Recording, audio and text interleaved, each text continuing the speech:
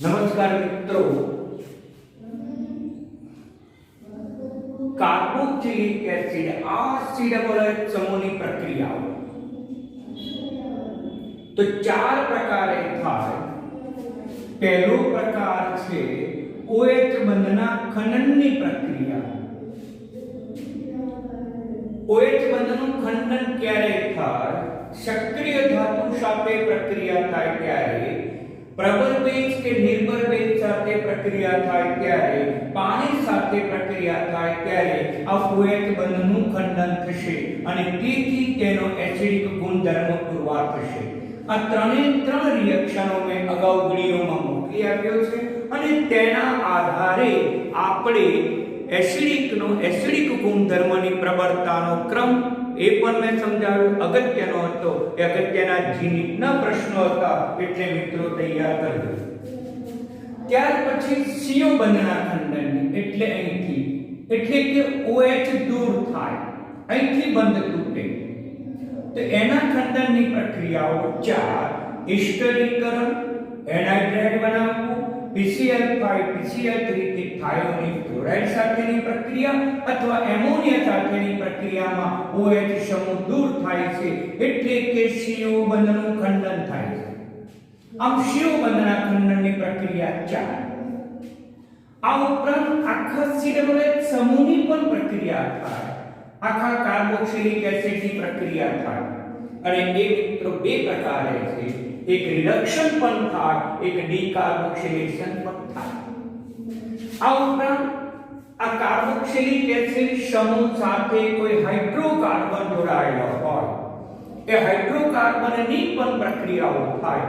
તો આમ આપણે તમામ પ્રક્રિયાઓનો અભ્યાસ કરવો પડે મિત્રો, એટલે વેરી મોસ્ટ ઇમ્પોર્ટન્ટ રિએક્શન છે. આટલી નોંધ તો તમે અવશ્ય કરજો. આ પ્રકારની રિએક્શનો મેં તમને અગાઉ વિડિયોમાં સમજાવેલી છે. હવે આપણે માત્ર લઈએ CO બંધના ખંડનની પ્રક્રિયા અને ત્યાર પછી COOH સમૂહની પ્રક્રિયાઓ અને ત્યાર પછી હાઇડ્રોકાર્બનની પ્રક્રિયા, એનો આપણે અભ્યાસ કરીશું. હવે CO બંધના ખંડનની પ્રક્રિયાઓ તો મિત્રો પહેલું છે એસ્ટરીકરણ. અગાઉ પણ મેં તમને વારંવાર સમજાવ્યું છે. એસ્ટરીકરણ પ્રક્રિયા તો કાર્બોક્સિલિક એસિડ અને આલ્કોહોલ વચ્ચેની પ્રક્રિયા થાય સાંદ્ર H2SO4 ની હાજરીમાં, તો આપણને એસ્ટર સંયોજન અને પાણી નિપજ પ્રાપ્ત થાય. મિત્રો એસ્ટરીકરણની વ્યાખ્યા મેં તમને સમીકરણ સ્વરૂપમાં સમજાવી કે કાર્બોક્સિલિક એસિડ આલ્કોહોલ વચ્ચેની પ્રક્રિયાથી એસ્ટર બનવાની પ્રક્રિયાને એસ્ટરીકરણ તરીકે ઓળખવામાં આવે છે. સાંદ્ર H2SO4 ની હાજરીમાં પ્રક્રિયા થાય. હવે કાર્બોક્સિલિક એસિડ તરીકે RCOOH અને આલ્કોહોલ તરીકે R1OH તરીકે લઈ શકાય. મિત્રો અહીંયા R1 અથવા R સમાન પણ હોઈ શકે, R1 અથવા R ભિન્ન પણ હોઈ શકે, જે હાઇડ્રોકાર્બન પણ હોઈ શકે, અથવા તો આપણે આલ્કાઇલ સમૂહ પણ હોઈ શકે, અથવા તો ફિનાઇલ સમૂહ પણ હોઈ શકે. આ R1 તરીકે 3 હોઈ શકે, R તરીકે પણ 3 હોઈ શકે. તો વિવિધ રિએક્શનો થાય. તો પછી ક્યાંથી બંધ તૂટશે? કાર્બન અને ઓક્સિજન વચ્ચેનો બંધ તૂટશે. તો અહીંયા ઓક્સિજન પોતે ઋણ વીજભારિત છે, કાર્બન પોતે ધન વીજભારિત છે, તેથી આલ્કોહોલમાંથી આ બંધ તૂટશે અને આ ઋણ વીજભારિત છે, આ ધન વીજભારિત છે.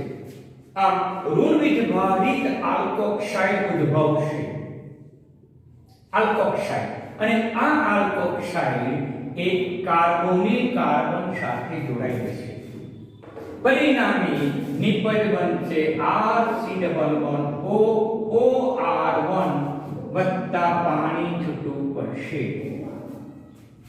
આમ આપણને એસ્ટર પ્રાપ્ત થાય છે અને પાણી પ્રાપ્ત થાય છે. ઉદાહરણ તરીકે R તરીકે આપણે આલ્કાઇલ તરીકે એસિટિક એસિડ લેવામાં આવે અને આલ્કોહોલ તરીકે ઇથેનોલ લેવામાં આવે. સાંદ્ર H2SO4 ની હાજરીમાં પ્રક્રિયા કરવામાં આવે તો કયો બંધ તૂટશે મિત્રો? કાર્બન ઓક્સિજન વચ્ચેનો બંધ તૂટશે. એટલે આપણે એને આ રીતે સમજાવી શકાય.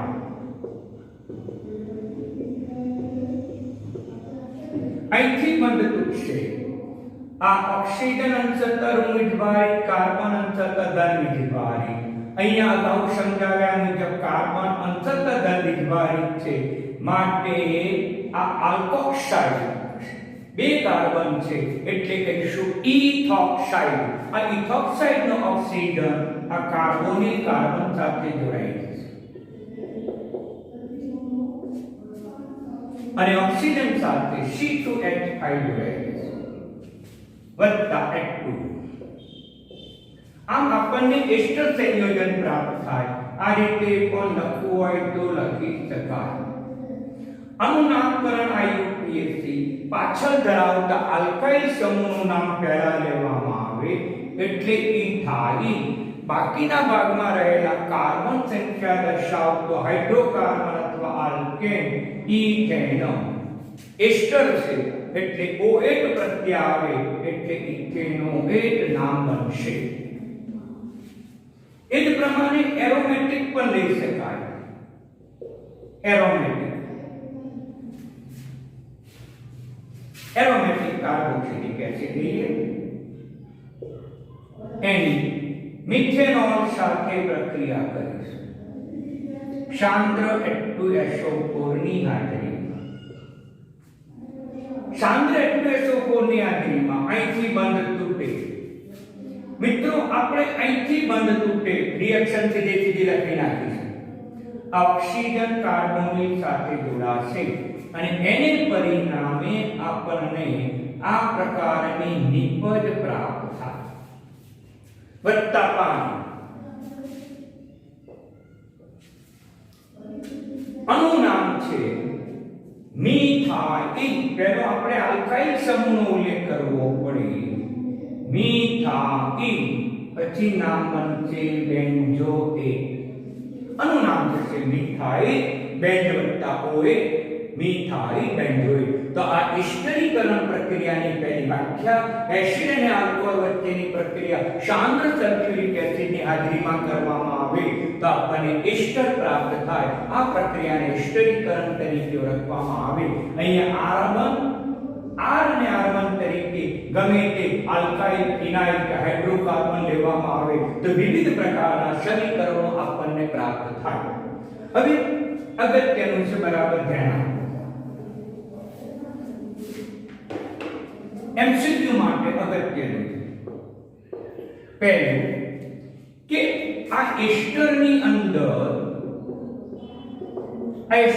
અંદર લેબલિંગ કરેલ ઓક્સિજન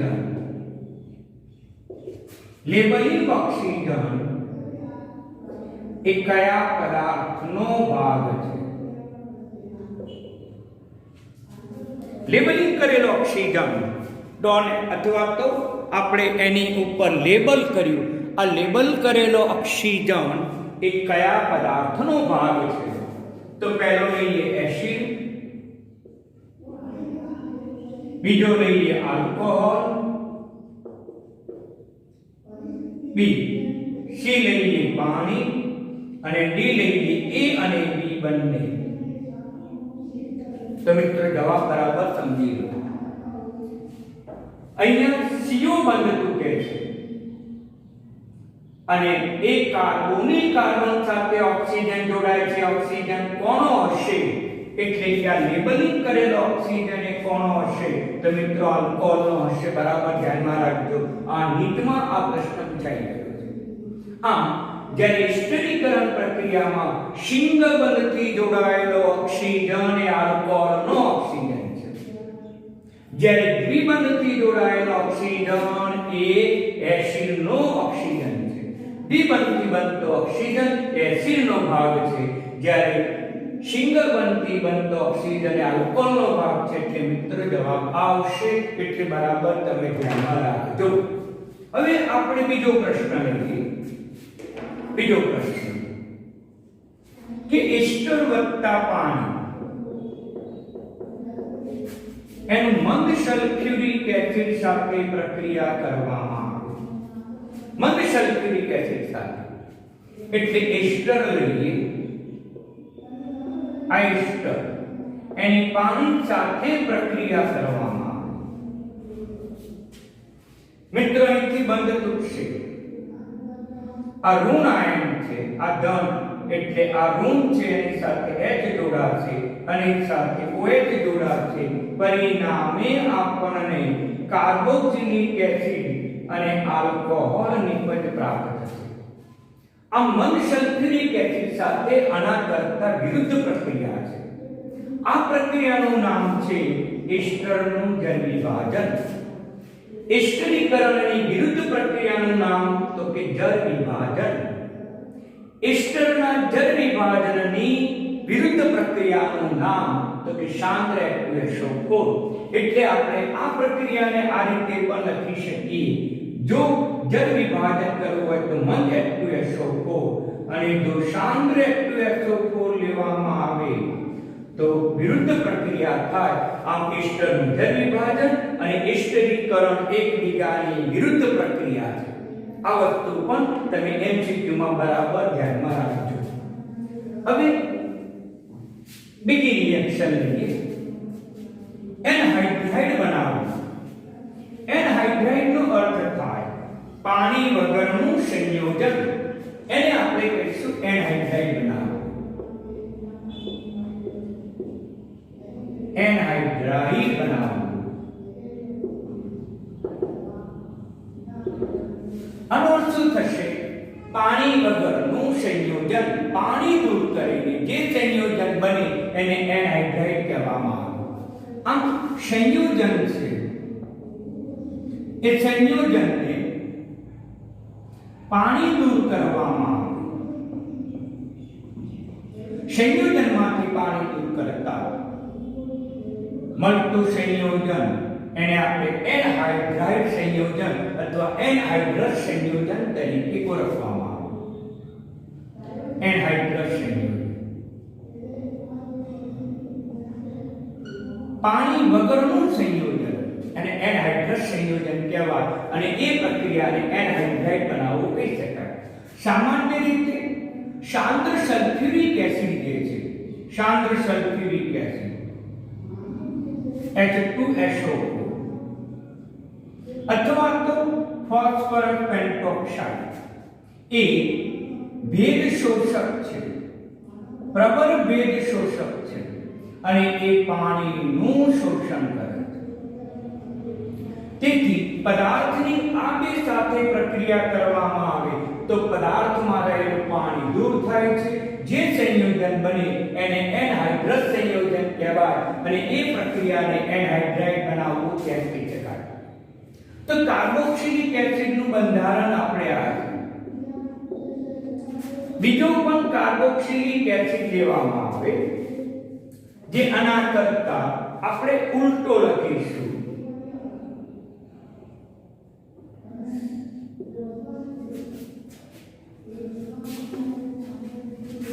RC11OOH. તો કયો બંધ તૂટશે મિત્ર? પ્રથમ ક્રમમાં લખેલા કાર્બોક્સિલિક એસિડમાં CO બંધનું ખંડન થશે. જ્યારે બીજા સ્થાને લખેલો એમાં CO બંધનું ખંડન નહીં થાય, એમાં OH બંધનું ખંડન થશે. આ કાર્બોનિલ કાર્બન એ અંશતઃ ધન નિર્ભારિત છે, આ અંશતઃ ઋણ નિર્ભારિત છે. આ ઓક્સિજન ઉપર વિદ્યુત ઋણતા વધુ માઈનસ છે, આ પ્લસ થશે.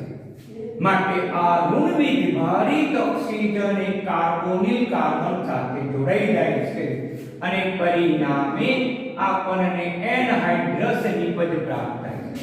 આ કાર્બન સાથે ઓક્સિજન જોડાશે અને એ ઓક્સિજન સાથે કાર્બન અને કાર્બન સાથે ઓક્સિજન નિપજ. આમ આપણને એનહાઇડ્રસ નિપજ પ્રાપ્ત થઈ. આમાંથી H છૂટો પડશે, આમાંથી OH છૂટો પડશે અને પરિણામે પાણી દૂર થાય. એટલે પાણી દૂર થશે. +2 કોની હાજરીમાં પ્રક્રિયા કરીશું તો આપણે કહી શકાય P4O10 ફોસ્ફરસ પેન્ટોક્સાઇડ ની હાજરીમાં જો એને ગરમ કરવામાં આવે તો પાણીનું અણુ સરળતાથી દૂર થાય છે અને આપણને એનહાઇડ્રસ નિપજ પ્રાપ્ત થાય છે. એનહાઇડ્રસ નિપજ અથવા તો બીજું પણ લઈ શકાય H2SO4 સાંદ્ર એની હાજરીમાં ગરમ કરો તો પણ એમાંથી પાણીનું શોષણ કરે છે અને આપણને એનહાઇડ્રાઇડ નિપજ પ્રાપ્ત થાય છે. અને બીજી રીતે પણ લખી શકાય RCO કેટલી વખત થયા તો 2 વખત થયા. બંને વિભાગ RCO એ સામાન્ય ઓક્સિજન મારફતે જોડાય. આ રીતે પણ લખવાની પ્રથા છે. ઓકે મિત્રો, તો આપણે ઉદાહરણ લઈએ કે CH3 C double bond OH. બીજું પણ એસિડિક એસિડ લઈએ. આ રીતે લખી શકાય. આમાંથી CO બંધનું ખંડન થશે, આમાંથી H બંધનું ખંડન થશે. ઓક્સિજન આ કાર્બોનિલ કાર્બન સાથે જોડાય છે.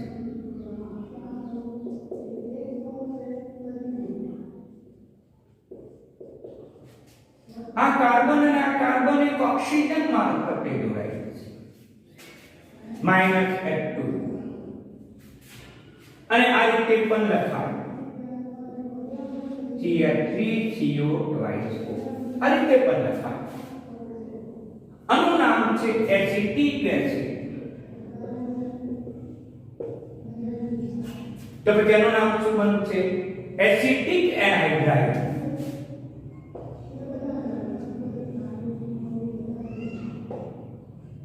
આનું નામ બનશે એસિટિક એનહાઇડ્રાઇડ. આ એનું પ્રચલિત નામ છે. આનું પ્રચલિત નામ એસિટિક એસિડ. આનું IUPAC નામ ઇથેનોઇક એસિડ. તો મિત્રો આનું IUPAC નામ તો આનું નામ થશે ઇથેનોઇક એનહાઇડ્રાઇડ.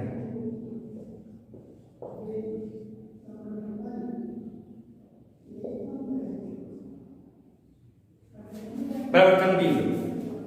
ઇથેનોઇક એનહાઇડ્રાઇડ એનું IUPAC નામ થશે, જ્યારે એનું પ્રચલિત નામ થશે એસિટિક એનહાઇડ્રાઇડ. એટલે બરાબર ધ્યાનમાં રાખજો. બીજું પણ એક અગત્યનું ઉદાહરણ છે જે તમને પરીક્ષામાં પૂછાય છે કે જો COH સમૂહ 5 પાસે હોય, COH સમૂહ 5 પાસે હોય, જેને આપણે કહીએ છીએ થેલિક એસિડ. થેલિક એસિડ આનું IUPAC નામ છે બેન્ઝીનો 1,2-ડાય કાર્બોક્સિલિક એસિડ.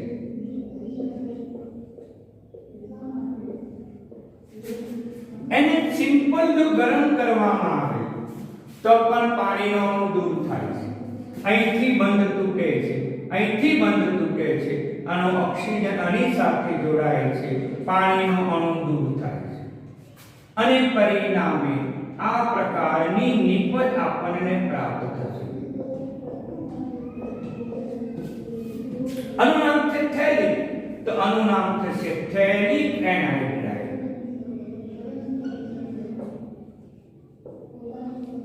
મિત્રો અહીંયા ફર્સ્ટ સાયલન્ટ શબ્દ છે એટલે લખાય ખરો, બોલવાનો નહીં. થેલિક એસિડ, થેલિક એનહાઇડ્રાઇડ તરીકે આપણે ઓળખી શકીએ. તો આમ આપણને એરોમેટિક સંયોજનમાં 2 COH સમૂહ 5 પાસે ઓર્થો સ્થાને હોય તો પણ એનહાઇડ્રાઇડ પ્રાપ્ત થાય છે, તેને થેલિક એનહાઇડ્રાઇડ કહેવામાં આવે છે. જો આ પ્રકારનો સમઘટક હોય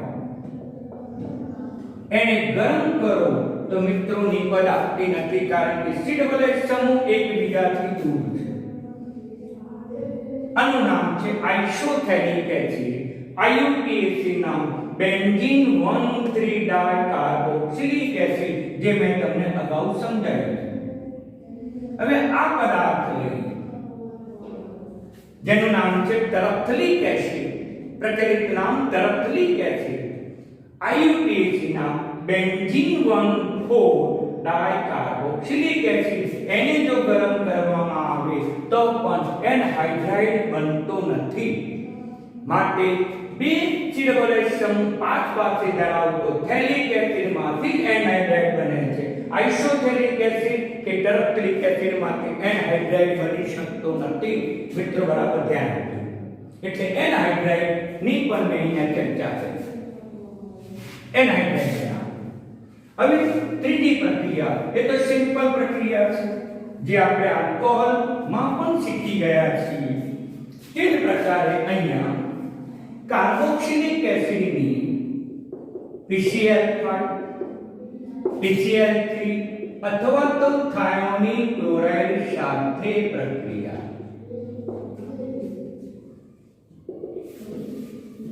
મિત્રો એની સાથેની પ્રક્રિયાની ચર્ચા કરીએ. બિલકુલ સિમ્પલ છે કે એસિટિક એસિડ લઈએ અથવા તો કાર્બોક્સિલિક એસિડ લઈએ. કાર્બોક્સિલિક એસિડ એની PCl5 સાથે પ્રક્રિયા કરો અથવા PCl3 સાથે પ્રક્રિયા કરો અથવા થાયોનિલ ક્લોરાઇડ સાથે પ્રક્રિયા કરો. દરેક વખતે CO બંધનું ખંડન થશે અને CO બંધનું ખંડન થશે. અહીંથી OH સમૂહ દૂર થશે. આ ત્રણેય પદાર્થમાં ક્લોરીન ઋણ આયન છે. અહીંયા OH ઋણ આયન છે. દૂર થતો સમૂહ ઋણ આયન તો દાખલ થતો સમૂહ પર ઋણ આયન. આ વિસ્થાપન પ્રક્રિયાનો મૂળભૂત સિદ્ધાંત છે. અહીંયા દૂર થતો સમૂહ ઋણ વિભારિત OH છે તો દાખલ થતો આમાંથી ઋણ વિભારિત ક્લોરીન દાખલ થશે. એટલે આની અંદર ક્લોરીન સમૂહ દાખલ થશે. એટલે આપણને આ પ્રકારની નિપજ પ્રાપ્ત થશે, જેને આપણે કહીશું એસિટાઇલ ક્લોરાઇડ અથવા તો એસિડ ક્લોરાઇડ સંયોજન તરીકે ઓળખીશું. Acid chloride.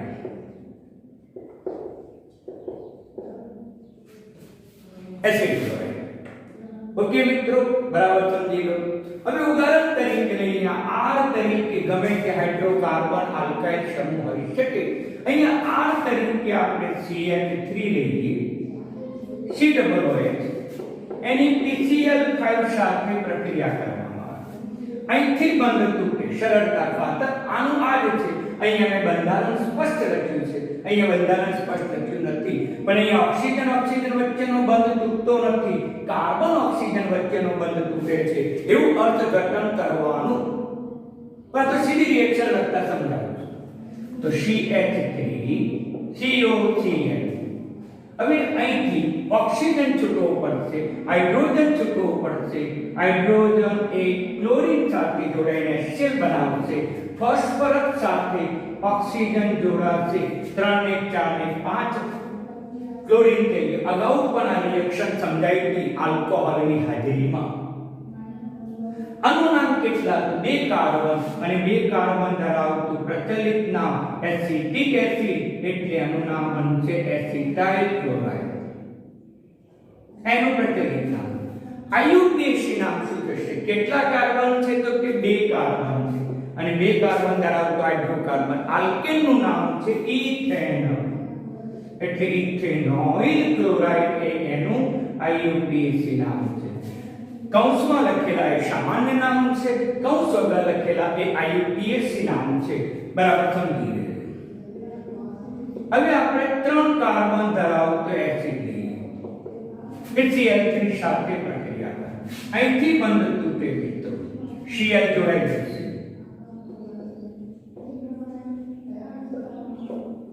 અહીંયા કેટલા ક્લોરીન છે? 3. તો આપણે અહીંયા 3 લેવા પડે. તો પછી આ બધા કાર્બન પણ 3 લઈએ. આમાં OH કેટલા છૂટા પડશે? 3.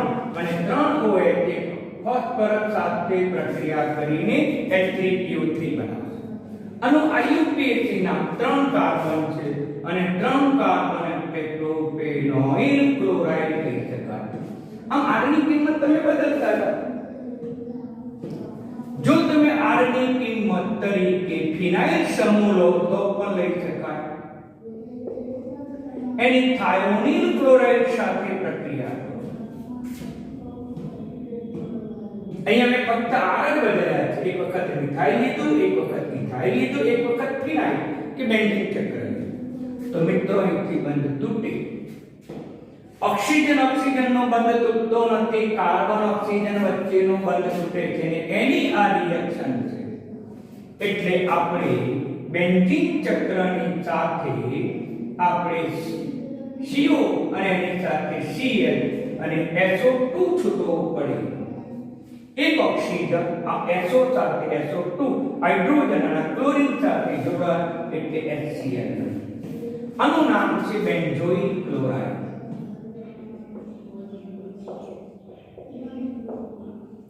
આ વિવિધ પ્રકારની પ્રક્રિયાઓ મેં તમને સમજાવી જે આપણે આની સાથે આ પણ કરી શકે, આની સાથે આ, એટલે આ પદાર્થ સાથે આ ત્રણેય પદાર્થો પ્રક્રિયા કરે, આની સાથે પણ ત્રણેય પદાર્થો, આની સાથે પણ ત્રણેય પદાર્થો, એટલે મેં ત્રણેય પદાર્થોની ભિન્ન પ્રક્રિયાઓ અને ભિન્ન કાર્બનિક સંયોજન લીધા. તો એની સાથેની પ્રક્રિયાથી એસિડ ક્લોરાઇડ સંયોજનો આપણે બનાવી શકીએ છીએ. હવે એમોનિયા સાથેની પ્રક્રિયા બરાબર ધ્યાનમાં રાખજો.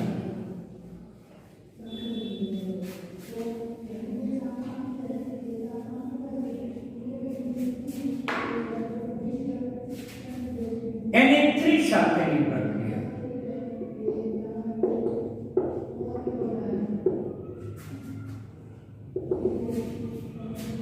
તો કાર્બોક્સિલિક એસિડ લઈએ. આ કાર્બોક્સિલિક એસિડ વત્તા એમોનિયા. આ કાર્બોક્સિલિક એસિડ એ પોતે એસિડ તરીકે વર્તે છે, એમોનિયા પોતે બેઝ તરીકે વર્તે છે. સૌપ્રથમ તટસ્થીકરણની પ્રક્રિયા થાય છે. સૌપ્રથમ તટસ્થીકરણની પ્રક્રિયા થાય. આ પ્રોટોન ગુમાવે, આ પ્રોટોન મેળવે, એટલે પ્રોટોન ગુમાવવાની પ્રક્રિયા છે. ઋણાયન બને. એટલે સૌપ્રથમ આ OH બંધનું ખંડન થાય છે મિત્રો. એટલે અહીંયા OH બંધનું ખંડન પણ છે, CO બંધનું ખંડન પણ છે. પણ પ્રથમ તબક્કામાં તટસ્થીકરણ થઈને OH બંધ તૂટે છે, એસિડિક ગુણ સૂચવે છે, બેઝ છે, પ્રોટોન સિટાવે છે. શું બનાવશે? NH4. આ ઋણ આયન છે, ધન આયન છે, બંને પરસ્પર જોડાઈને એમોનિયમ ક્ષાર બનાવે. એમોનિયમ ક્ષાર. હવે તમે જો એને ગરમ કરો તેમાંથી પાણીનો અણુ દૂર થાય છે. આ પાણીનો અણુ ક્યાંથી બનશે? તો મિત્રો આનો હાઇડ્રોજન એ આનો ઓક્સિજન એટલે અહીંથી બંધ તૂટશે હવે અને આપણને હાઇડ્રોજન છૂટા પડશે. કેટલા? તો કે 2. H2O, આમ H2O બનશે. આ બે હાઇડ્રોજન આમાંથી એક ઓક્સિજન પાણી બનાવશે, અહીંથી બંધ તૂટશે એટલે આપણને એમોનિયા સાથેની પ્રક્રિયાથી આપણને એમાઇડ ની પદ પ્રાપ્ત થશે. એમાઇડ.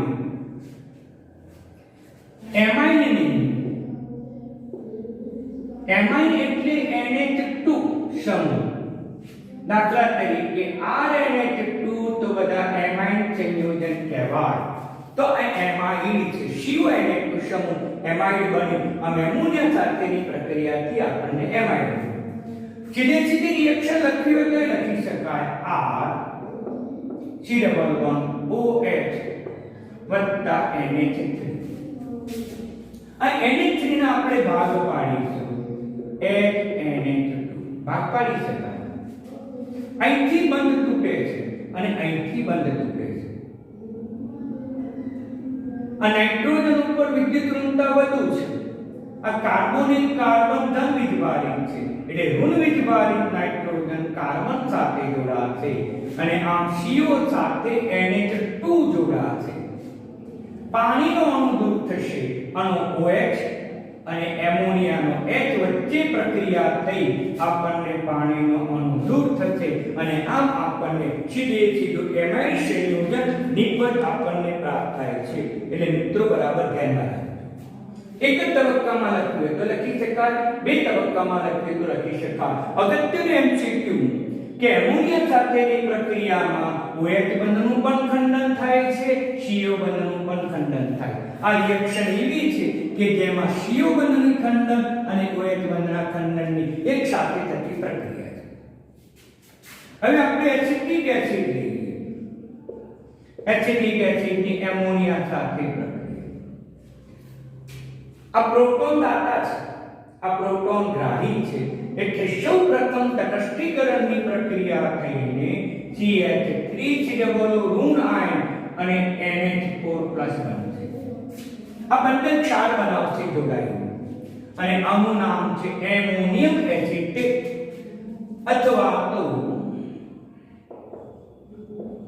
Ammonium ethanoate. આ એનું IUPAC નામ છે, એમોનિયમ ઇથેનોએટ. હવે એને ગરમ કરો, પાણીનો અણુ દૂર થશે. આના બે આનો એક CH3CONH2 બનશે. એટલે લખી શકાય.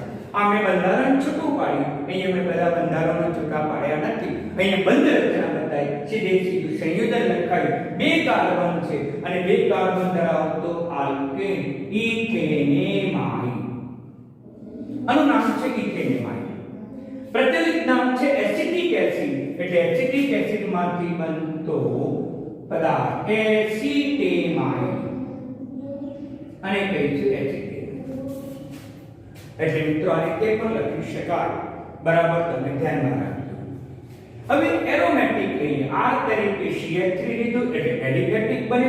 હવે R તરીકે આપણે બેન્ઝોઇક એસિડ લઈ શકીએ. આ તરીકે ફિનાઇલ સમૂહ એટલે કે બેન્ઝોઇક એસિડ. હું એને આ રીતે લખીશ વત્તા NH3. સૌપ્રથમ શું થશે? આ એસિડ છે પ્રોટોન દાન કરશે, આ બેઝ છે પ્રોટોન સ્વીકારશે, પરિણામે આપણને બેન્ઝોઇક આયન બનશે. આ બેન્ઝોઇક આયન આનું નામ છે બેન્ઝોએટ. હવે આ પ્રોટોન સ્વીકારે છે એટલે એમોનિયમ આયન બને છે. ધન વીજભારિત છે, ઋણ વીજભારિત સાથે જોડાઈ જાય એટલે આનું નામ બનશે એમોનિયમ. NH4 એટલે એમોનિયમ બેન્ઝોએટ. હવે મિત્રો એને ગરમ કરો, પાણીનો અણુ દૂર થશે અને પાણીનો અણુ દૂર થશે એટલે આપણને અહીંથી બંધ તૂટશે, C=NH2 જોડાય. આનું નામ છે બેન્ઝીન, માટે આનું નામ થશે બેન્ઝેનેમાઇડ. બેન્ઝેનેમાઇડ. ઓકે મિત્રો. અને આપણે સીધી રિએક્શન લખવી હોય તો લખી શકાય C=OH વત્તા NH3.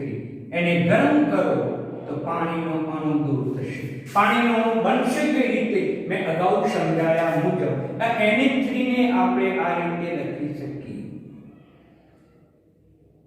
અહીંથી બંધ તૂટે, પાણી છૂટવું પડે અને નાઇટ્રોજન છે કે કાર્બોનિલ કાર્બન સાથે જોડાય એટલે આપણને બેન્ઝેનેમાઇડ નિપજ પ્રાપ્ત થાય. આ એમોનિયા સાથેની પ્રક્રિયા પણ સરળતાથી આપણે સમજાવી શકીએ મિત્રો. હવે બીજી રિએક્શન પણ એક અગત્યની છે, બરાબર તમે ધ્યાનમાં રાખજો.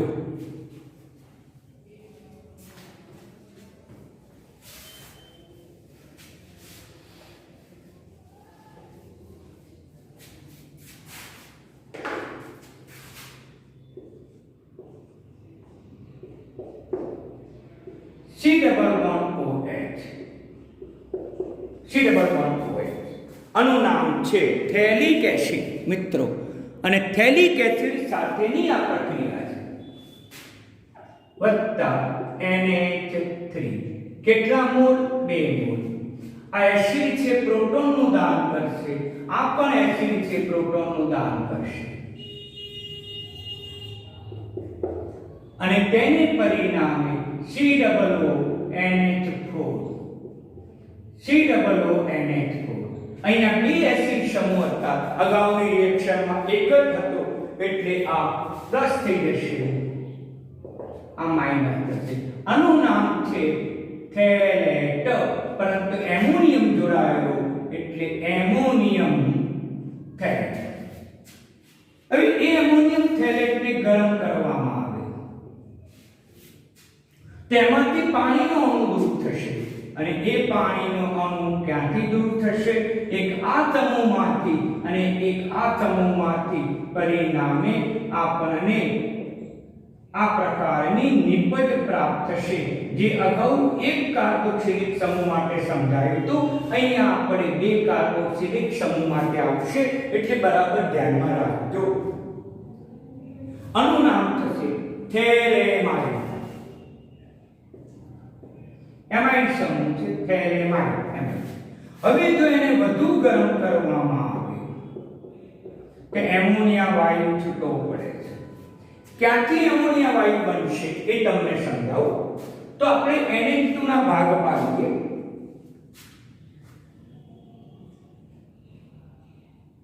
NH2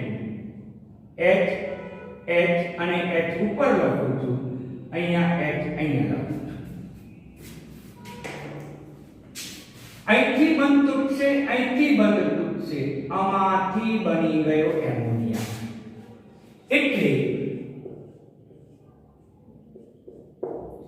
આ કાર્બન સાથે ઓક્સિજન દ્વિબંધ અહીંયા સંયોજકતા બાકી રહી એ સંયોજકતા નાઇટ્રોજન વડે પૂર્ણ થશે એટલે NH બનશે આટલો ભાગ બાકી રહ્યો અને આ નિપજ આપણને પ્રાપ્ત થશે આનું નામ છે થેલિમાઇડ